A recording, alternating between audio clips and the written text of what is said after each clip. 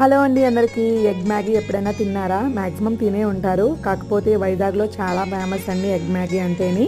ఒక్కసారి అయితే ఇలా ట్రై చేయండి, చాలా బాగుంటుంది. ముందైతే 20 ప్యాకెట్లు మ్యాగీ తీసుకోవాలి. 2 గ్లాసులు వాటర్ వేసుకుని బాయిల్ చేసుకుని తర్వాత ఆ మ్యాగీ అయితే వాటర్లో వేసుకుని ఉడకపెట్టుకోవాలండి. మ్యాక్సిమం మెత్తగా అయ్యే వరకు ఉడకపెట్టుకోండి. తర్వాత స్టైనర్లో వేసుకుని పక్కన పెట్టుకోండి. చాలామంది మ్యాగీ 2 మినిట్స్లో చేస్తారు. ఆ మ్యాగీ అయితే కాసేపటికి గట్టిపడిపోతుంది కదండి, అలా అయితే బాగోదు. ఒక్కసారి ఇలా ట్రై చేయండి.